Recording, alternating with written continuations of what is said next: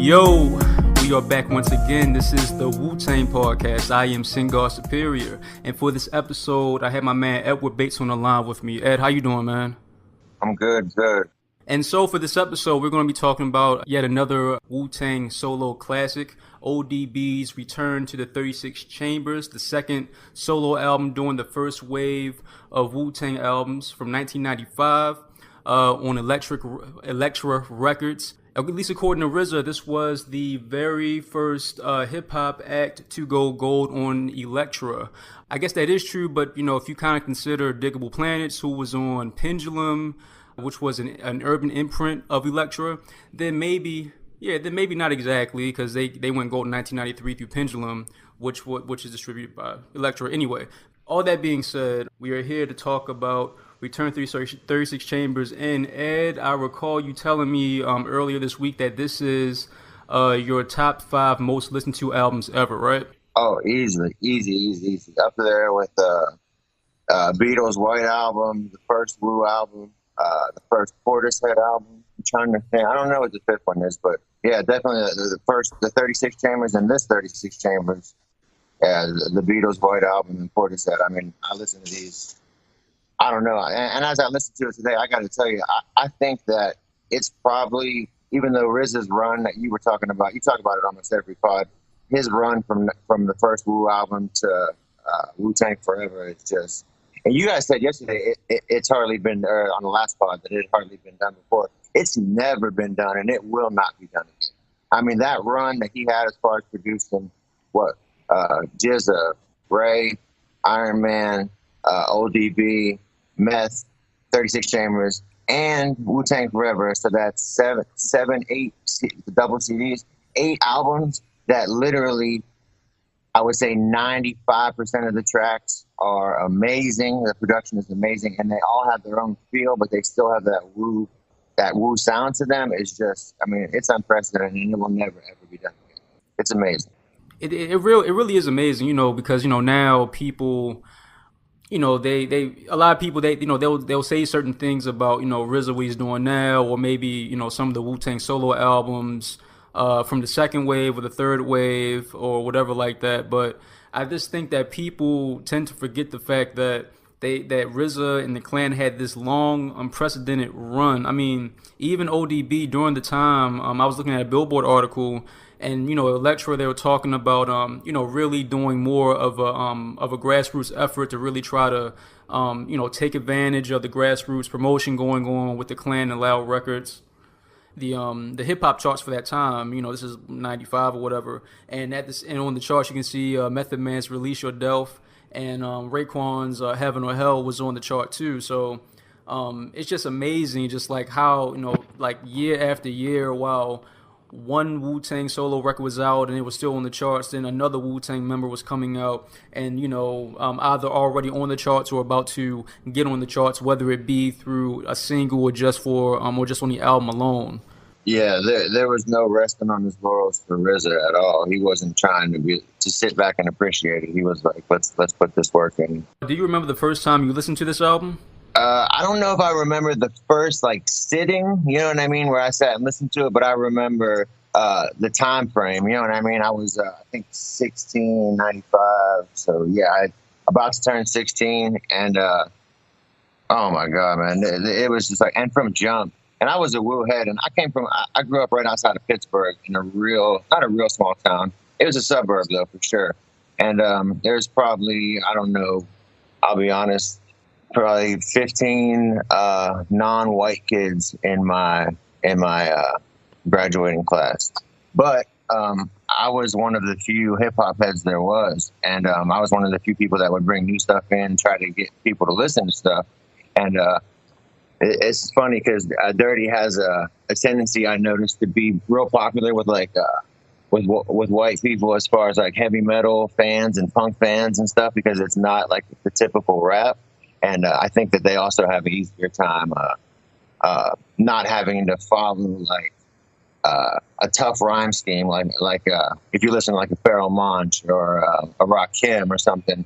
A lot of if you're not a big hip hop head, you're not into that wordplay. And Old Dirty was a lot more fun and almost A lot of people took him as a joke. I did not at all. But I think a lot of people thought it was like he's like a Biz Markie. But I took him as a much more serious MC, and and he can rhyme when he actually got on his MC stuff. He could rhyme, but I think that's one of the reasons he was so popular with like the suburban people. I was also reading an article today that said he was the first one. They started his album before they even started Matt's album, but I guess he pissed away his advance. So they had a bunch of people doing it, but he basically had to get Method's album out and get some money coming in because Old Dirty pissed away his whole advance and they couldn't get back in the studio for a little bit. It was pretty funny. But he was signed first. People say that Old Dirty shouldn't have been. They were surprised he came out before Ray because he only had 4 verses on 36 Chambers. But to me, Jizza, Meth, and ODB were the obvious stars on 36 Chambers, even though ODB was not on that much of it.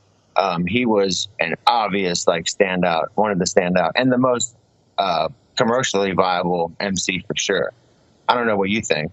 I mean, yeah, most certainly. Like just his whole appeal. How eccentric he was on the album. On 36 Chambers as well. I mean, he's like the main one who like really, stands out on 36 Chambers. And even when he was signed to Elektra, when he got signed to Elektra, because RZA thought it was a good thing for him, Dante Ross, the A&R at the time, who was responsible for KMD and everything like that, and he wanted to sign both Method Man and ODB to try to make like a group out of them. I don't think that would have worked. Their songs on Return to 36 is cool, but I feel like they would have been better fits if Dante did have his way to make like some kind of Wu-Tang duo. Sure. I don't think Dirty Dancing is like one of my least favorite songs in this album, and it's not even a bad song. That's how much I like the album, but it's definitely not. I saw that he wanted to make it like a Run DMC, and I think that would have worked. I think they would have sold a lot of albums, and it would have been good. But I'm so glad that they didn't do that, because I mean we got two. To me, it's a Cal's classic. I don't know why people not posthumously, but they look back at Tikal like it was bad. When that summer that came out, it was Tikal and Redman were the 2 albums that everybody was bumping, and obviously Big and Nas, but I'm saying as far as like not the obvious 2 champions, but Method Man and Redman, those were like the 2 classics to me. And people look back at Tikal like it's not good, like it's not as good. I think that album's amazing.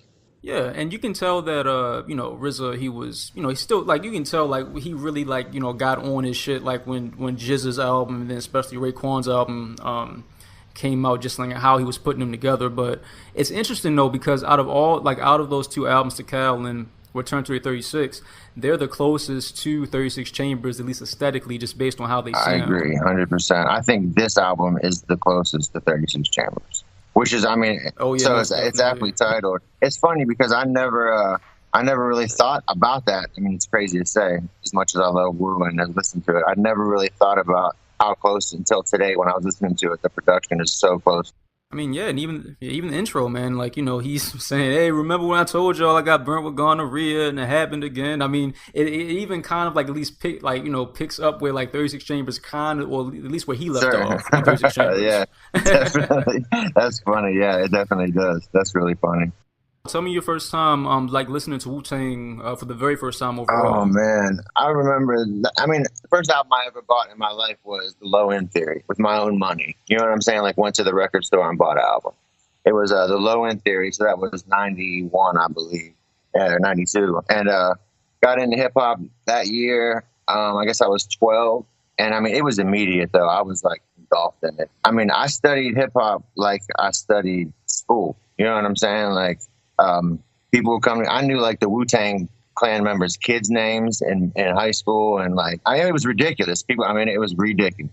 But yeah, somebody played it for me. Actually, I heard Cream. Obviously, was the first one I heard. I didn't hear it when Protect Connect dropped. I just thought they were different. You know what I mean? Like I'm all about artists that are trying, like even if they fail, are attempting some kind of artistic, trying to push something forward.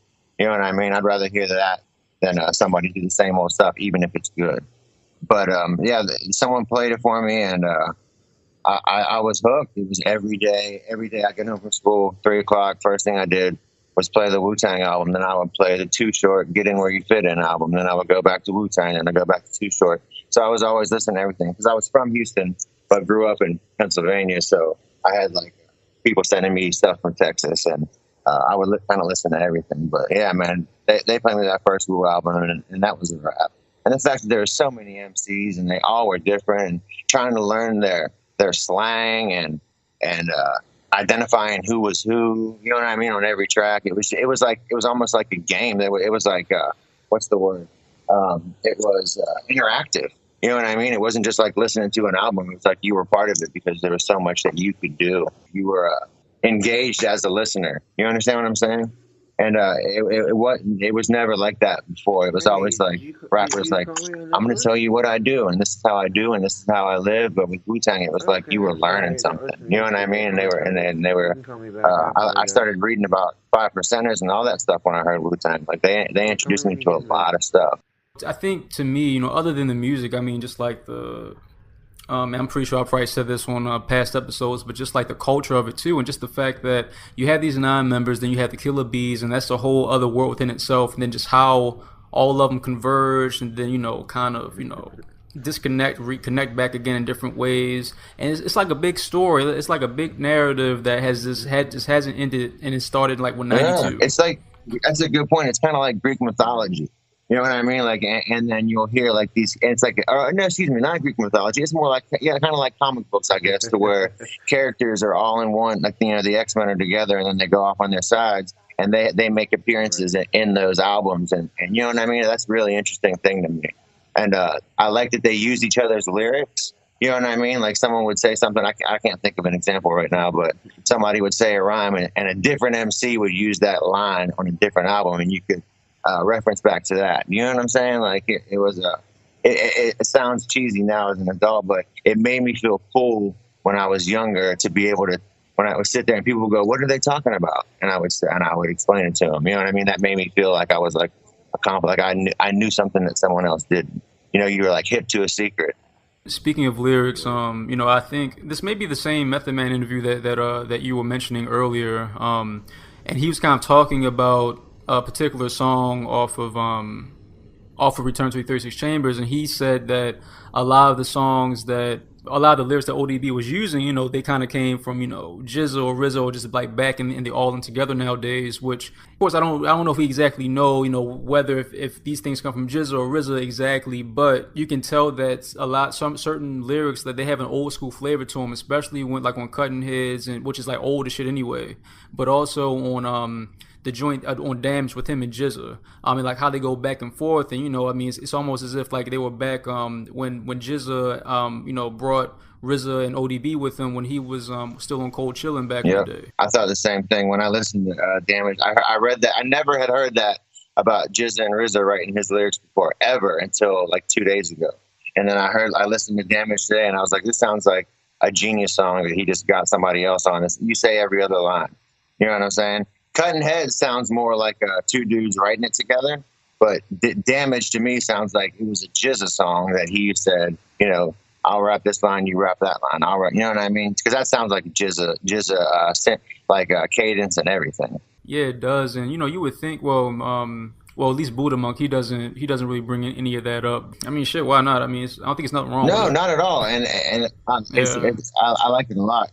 Oh yeah, the song that he said that was Don't You Know. And it's funny because I was listening to it today going, and I wrote in my little notes that I had for the podcast, like, oh, ODB's kind of being like a storyteller right here. And then I was like, that's odd. He's not much of a storyteller. He can't usually stick to a narrative for more than like a line or two, which is fine with me. I don't care. But I'm saying, and I wrote that today, and I should have known that, like, yeah, he isn't. Yeah. But that's fine. That doesn't bother me. Of course, it would have been, you know how Jizza is, how methodical he is on Liquid Swords, and just how RZA is anyway. So, ODB, he could really like make it come to life. It's kind of like a soul singer from the 70s who wasn't like a songwriter at all, but they got some shit for Smokey Robinson, and they made that shit pop. Exactly. Yeah, I remember reading a Ghostface lyric a long time ago, or a Ghostface article where he said, "Old Dirty would tell him, I could say your rhymes better than you can. You know what I mean? Say it like that. Like, give me your rhymes. I'll spit them better than you. I don't think there's anything wrong with that at all. Especially now with all this, in the current culture with all this ghostwriting stuff. At least if you're getting the ghostwriter and it's like your homie, you know what I mean? That's different. Well, yeah, Yeah, exactly. And Wu-Tang is a very intertwined collective anyway. So I mean, it would make sense, especially if, throwing ideas off of each other. Maybe RZA may say something, Method Man may, say, and then especially like if ODB is on someone's album or if Method Man's on Jizz's album, then of course Jizza may want him to say something a bit sure, different on his sure. And album. think if you have think of how many great, not verses, but individual lines or one-liners that are wasted because, say, you're all battling to get on a song, and you got has a verse a little bit worse than Ghostface's, so Ghostface gets the run. There might be 5 or 6 classic lines in You God's verse that we'll never hear. Or he might use them for something else, but why not let someone else spit it? You know what I mean? So it's not getting wasted. Yeah, I mean, yeah, exactly. I think going back to Dante Ross and him wanting Method Man. I think that ODB and Yuga probably could have made an interesting duo. Really? See, I hate to say this because I would never dog out any of the Wu-Tang members, but to me, you got, and I know you love Master Killer. I've learned that from listening to your podcast, and I will not dog Master Killer either. But I feel like there was a reason that they had the least amount of verses on the first album, and obviously because Master Killer had just got down and You God was locked up. But I feel like You God, like, he has some really classic verses, but as he only bats about 50% to me. You know what I mean? Especially once we got to like Wu-Tang, after Wu-Tang Forever, and it's Black Shampoo. I can't. That's the worst song in Wu-Tang history. But sorry, I hate to talk him out, but You Guys my least favorite member of Wu-Tang. And it used to be Master Killer until I got older and started to appreciate more of what Master Killer was saying and his reserved flow. I came to appreciate it more. But yeah, You Got to me, like, I don't know, You Got an Old Dirty. I think they would be good. I think that RZA and Old Dirty would be a nice pairing because they're both kind of wild and crazy, but RZA can rap normal. I don't know. I think their voices are kind of similar. Old Dirty's and You Got, don't you think? I know You Got has that deep baritone, but I don't know. Like, I feel like it would be too. There's not enough variation in their sounds. I don't know. I could be tripping. I don't know. I have to think about that. But that's an interesting idea for sure. Well, so the reason, so like Massacre, I think you, especially like based on what you got wrote in the book in his book that just came out recently. Him and Massacre, they kind of had like similar trajectories. So Massacre said like pretty much up to like throughout Cuban Links when he was on Glaciers of Ice. These were like all of his first rhymes. Like he was literally just like writing his rhymes and then like spitting them when he had the chance to do it. And then You God, he lost a step when he was like in and out of jail during that period when Wu-Tang was starting to move around. So so I think it kind of makes sense. But the reason why I said, and with Massacre, if he would have came out like with an album around the time of Glaciers of Ice, at least for me, I think it probably would have been one of the best albums ever made in life. But Glaciers of Ice is like the top 5 Wu-Tang song for me. So I definitely will not argue with that. I had to, just real quick side note, I drove from Pittsburgh. I was 17. I drove from Pittsburgh to State College, Penn State, for to visit my girlfriend. It's like a 3-hour trip. Didn't tell her, and I borrowed this like fat chick's car from high school that I was trying to run game on just to like get her to take her car. She let me use it. I drove the whole way to Penn State. It's like a 3.5-hour drive. The only thing I had was the Glaciers of Ice single on cassette, and it played the dirty version, and then the instrumental on the other side was the radio version. And after I listened to that for 3 straight hours, bumping, driving in a snowstorm, going like 95 miles an hour. Glaciers of Ice. I mean, it is an icy sounding record. That and Ice Water. Yeah, Ice Water, nice.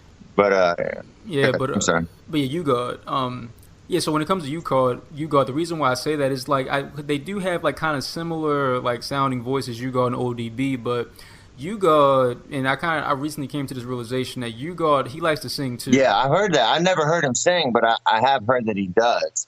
To be honest, I'm not familiar with a lot of You Got albums after. Like I check them. I always check a Wu-Tang album if it comes out. Doesn't matter who it is. If it's an official member or Kappa, I check it out. Or any like Killer Priest, the the people from that the affiliates that I like.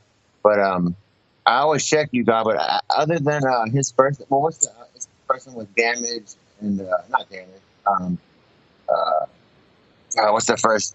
Is it Golden? Oh, Golden Arms. Golden Arms Yeah, Redemption. Yeah. Redemption. That first album, I like that album, and a lot of people shit on it, but I think it's good. And there's an Inspector Deck beat on that. One of those songs that's just one of the best. Yeah, Rumble. Oh my God, that beat is amazing. That's like one of my favorite tracks of all time. Deck doesn't get enough credit either, but I think this. Yeah, he does not. Yeah, he doesn't, man. Oh yeah, he doesn't. But yeah, go ahead. Oh, just what I was gonna say is, I haven't heard you guys sing. I mean, I'm sure it would be good. I don't think. I don't know. It's tough for me, man. You guys is my least favorite member, and I hate to say that. It's like saying you have a least favorite. I don't know, like your least favorite head that you've ever got. It's still head. You know what I'm saying? Like it's amazing, but it's just like I hate to. I don't want to dog you guys, but he's just my least favorite Wu-Tang member. Oh, I think we all have our most favorite and least favorite Wu-Tang members. I mean, I've talked to people, and I've talked to some people, when I've told them I've do the Wu-Tang podcast or whatever like that, and some people have said like they think Riz is one of the yeah. A lot of people don't like RZA. I've come across people saying that too. They don't like, but I know that RZA verse. He's kind of sloppy sometimes, but that verse where he says grow like a fetus with no hands and feet to complete us, so we return like Jesus when the whole world needs us. I forget what album that or what song that is, but that RZA verse is top 20 verse of all time. Yeah, but then like one time I was in Canada, and I was talking to someone about I mentioned Wu-Tang. I was listening to some kind of Wu-Tang album, and this guy, he like a black guy from the Netherlands, and he said, he barely spoke English, but he just said Bobby Digital, Bobby Digital, best album ever made. I like that album. A lot of people don't like it either. A lot of people don't like the two RZA albums, and they're not as good as some of the other ones. But I like both the RZA albums. Domestic Violence, both of them are really good. The second one's really good with Big Gipp. A lot of people don't like that either. I love that. I like that album a lot. I don't know. I guess it's personal taste, But going back to ODB, throughout this whole process, someone who's kind of forgotten about in this process sometimes is Buddha Monk. If you look at his book, I just feel kind of bad for him, like the kind of weight that he had to deal with, like being ODB's keeper and everything like that for quite a while. And then like with this album, I think took about 2 to 3 years to make. Jesus Christ. Yeah, especially for his and when you really look at it, he reuses a verse on 3 different songs. He the intro. Drunk Game is a throwaway. So if you think about it, he only really had to write, and there's a lot of guest appearances. So to take 2 or 3 years to write maybe 13, 14 verses is that's not a good. That's not, what I mean. That's tough. That's not okay. I'd be very upset if I was the label or even RZA and Buddha Monk. Yeah, he had to deal with a lot of shit. I just found out about that book today, man. I read Digging in the Dirt. Which is have you read that? So that I forget her name. This white chick from New York wrote it. Jamie Lowy. Yeah, I read that, and that was good. But I just found out about that the Buddha Monk book today, doing research for this, and I downloaded it and didn't have time throughout the day to even look at it. I was looking at so much other stuff. Yeah, I haven't checked out Jamie's book yet, but I know like a lot of it revolves around like mental health and stuff like that. Yeah, she does trying to kind of preach with it, and not, but it's more about Old Dirty than you think it is. A lot of people said that when I talk about it with people, is that she tries to make it about all this other stuff, but I mean it's about Old Dirty, that's for sure. It's pretty interesting. I recommend it for sure. See, it's one thing about Wu-Tang, man. When you're doing stuff like regarding Wu-Tang, there's always something for you to do. Exactly. Yeah, so ODB. So also, what's interesting about this album is like, how, in so many words, how hands-on ODB was when it came to the production, when it came to like, trying to weed out, certain things that he may not necessarily like in certain beats, and even producing like certain beats himself, like the Stomp. Like how he kind of started like the beat off, and I believe it was True Master who helped like finish it up and got a co-production credit and everything like that. As well as I believe Brooklyn Zoo, he co-produced that as well. But but you say that, but then we just say it took 2 or 3 years to finish it. So how hands-on could he have been? See, but that's the thing. Buddha Monk was always in the studio working on the album day in day out with RZA by himself and everything like that. and ODB, he would call in or check Right. in, and or he would call RZA and say, "Hey, yo, what's in that beat?" or some shit like that. And like, you got to take that out. I hear like a beep or something like Yeah, he that. said he couldn't even hear it in the studio, but Old Dirty could hear it over the phone.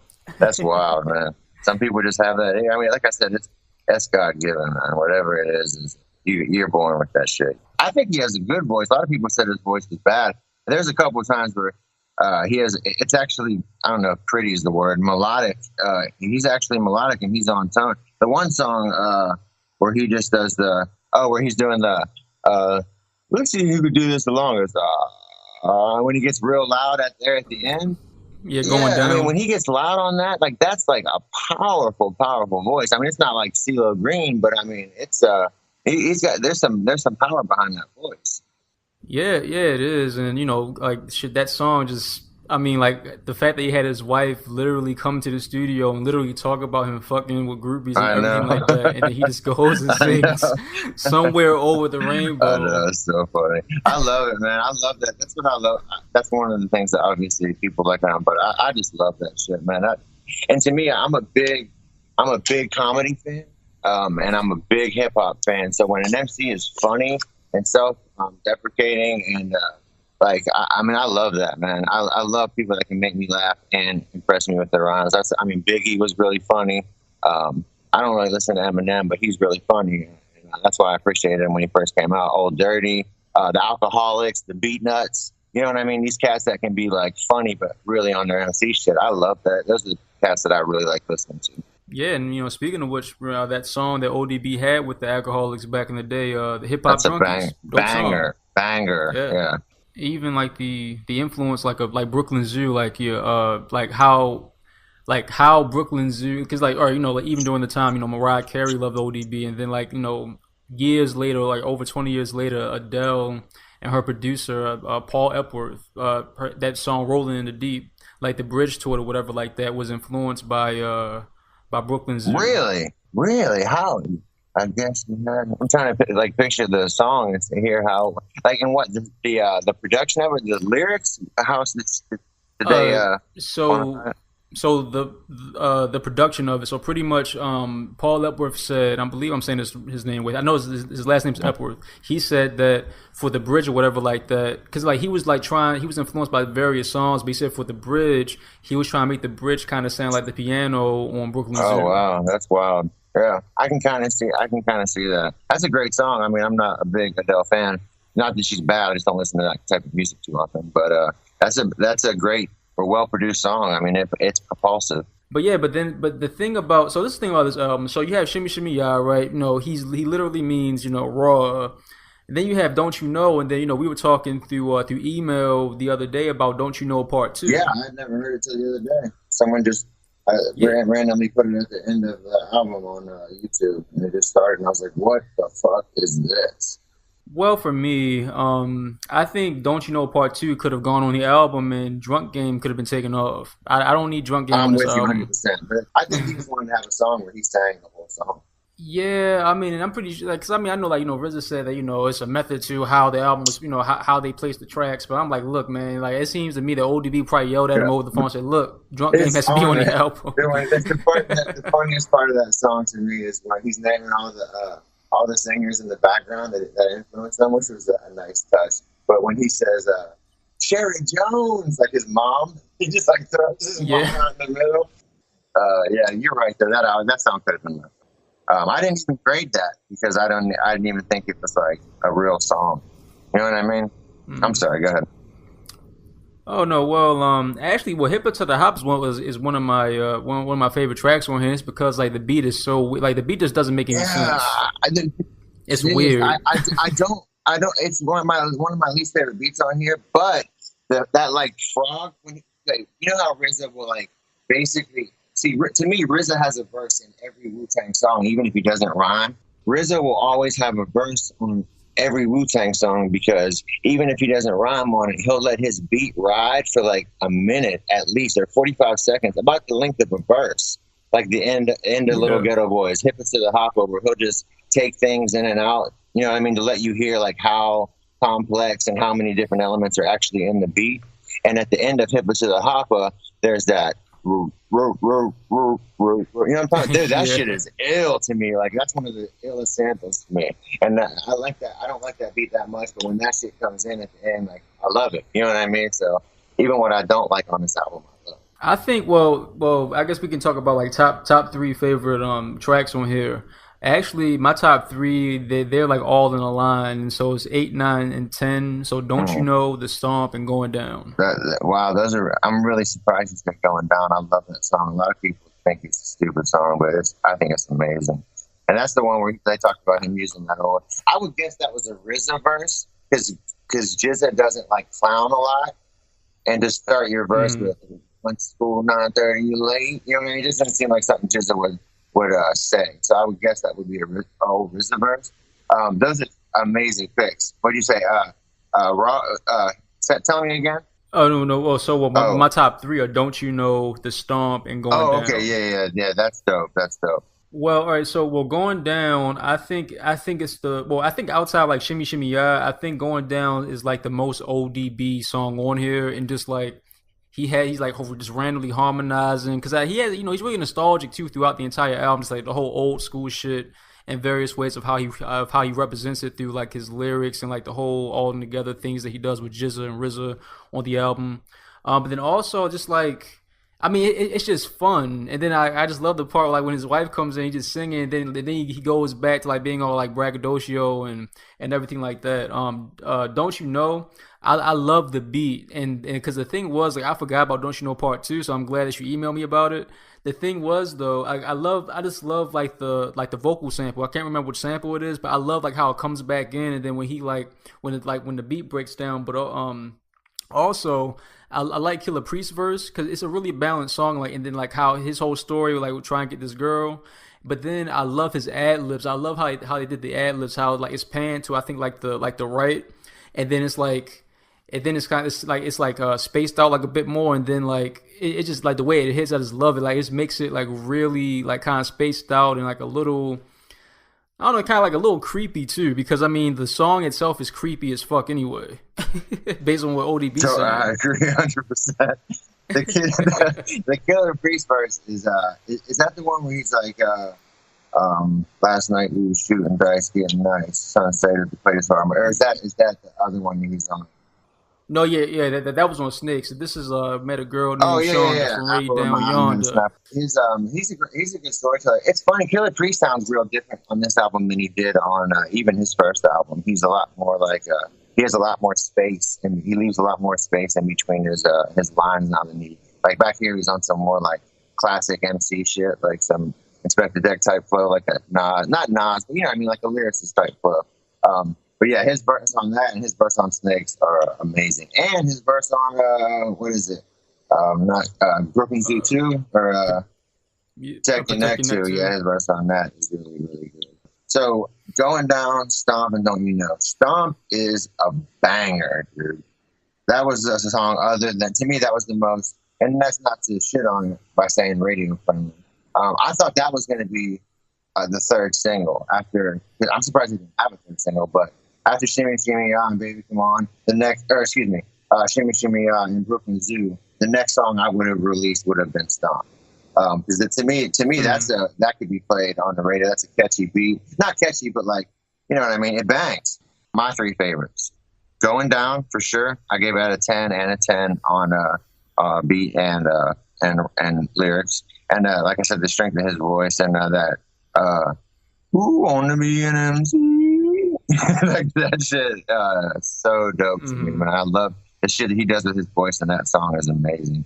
Harlem World is my favorite song on this album and probably my favorite hip hop song of all time. Third, we can get into Harlem World if you want to have some stuff written on it.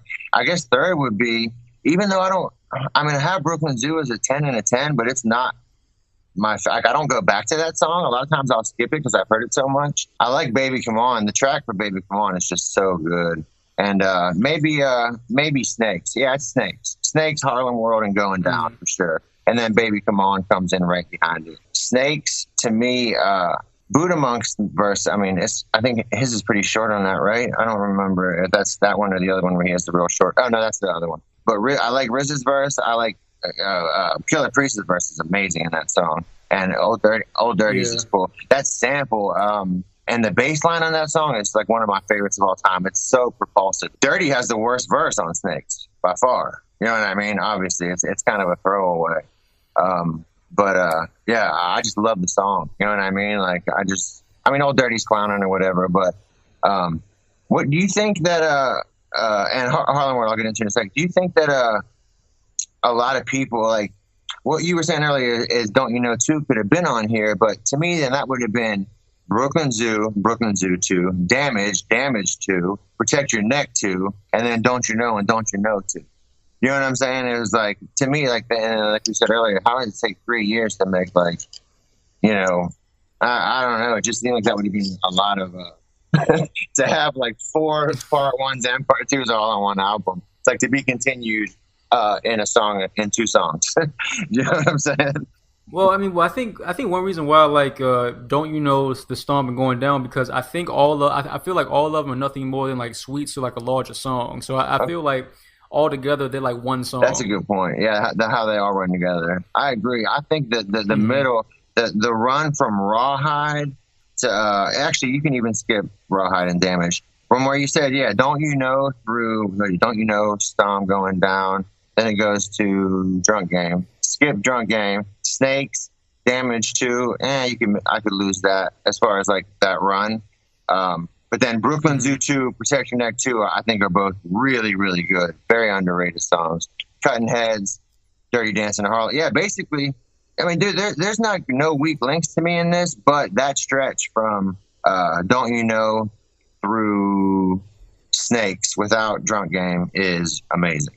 I think the irony is that RZA said that especially for like all the first albums, especially like Cuban Links, like he wanted to like kind of make them into like movies, which is true. But I think that just aesthetically and just like how all these others like how these songs run together, I really think that honestly like this album could be turned into like a musical. Wow, that's a good point. I would never think that, and you're totally, totally right. Yeah, so with all that being said, ODB certainly a very great album, one of the most eccentric, one of the most creative voices that I think hip hop has ever seen. But with all that being said, you can find us at Wu-Tang Podcast on Twitter, Wu-Tang Podcast on Instagram. I'm starting to put up like little clips on Instagram and shit about certain little highlights from episodes. And months past or whatever like that. You can hit me up at WuTangPodcast@gmail.com if you want to just hit me up, talk to me about whatever coming to podcast. We can do it. And with all that, we out. Peace.